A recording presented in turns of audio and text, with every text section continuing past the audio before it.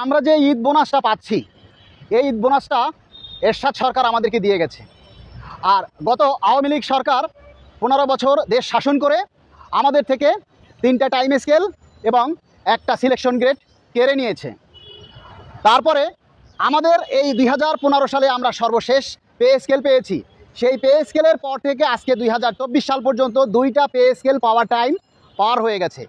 যে সকল কর্মচারীরা ব্লক পোস্টে চাকরি করে বা যাদের কোনো পদোন্নতির কোনো সুযোগ নেই, তারা একমাত্র গ্রেড পরিবর্তনের সুযোগ হচ্ছে টাইম স্কেল এবং সিলেকশন গ্রেড।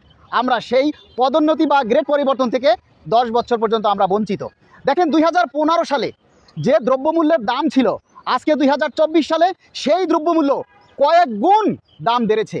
আপনি দেখেন নিত্যপণ্য যে প্রয়োজনীয় জিনিসপত্র, আলু, পেঁয়াজ, রসুন, কাঁচামরিচ, হলুদ, আটা, ধনেপাতা, লবণ, যা কিছু বলেন, চাল ডাল থেকে শুরু করে সব কিছু কিন্তু আমরা একই বাজার থেকে কিনি।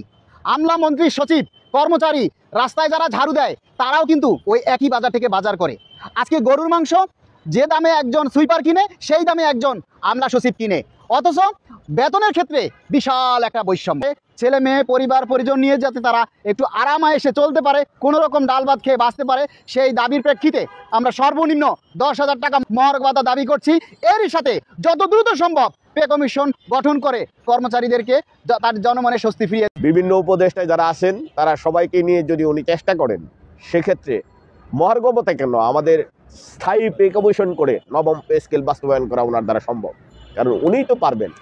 উনি যদি না পারেন, বাংলাদেশের এমন কোনো প্রতিদশা ব্যক্তিত্ব আর বাংলাদেশের সৃষ্টি হয় না, আবিষ্কার হয় না।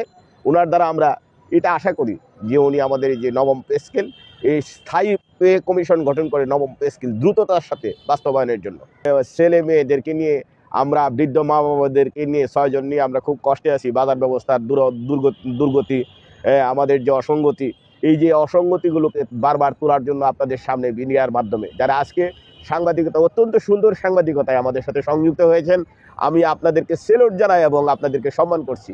কারণ আপনাদের এই সাংবাদিকতার মাধ্যমেই আমাদের এই যে নতুন কথাগুলো, আমাদের যে মনের কথাগুলো, আমাদের যে প্রাণের কথাগুলো, আমাদের যে হৃদয়ের কথাগুলো, এই হৃদয়ের কথাগুলো প্রধান উপদেষ্টা সহ আমাদের সরকার পরিচালনায় যারা আজকে নিয়োজিত আছেন তারা সবাই শুনবেন। বাচ্চা যদি না কাঁদে তাহলে মা দুধও দেয় না। আপনাদের বেতন ভাতা নিয়ে যাতে সরকার চিন্তা ভাবনা করে, সেই জন্য আমি সরকারের কাছে উদার আহ্বান জানাচ্ছি। নবম পে স্কেল সহ সরকারি চাকরিজীবীদের মহার্ঘ ভাতা সংক্রান্ত সঠিক তথ্য পেতে চ্যানেলটিতে লাইক, কমেন্ট ও সাবস্ক্রাইব করতে ভুলবেন না। ধন্যবাদ।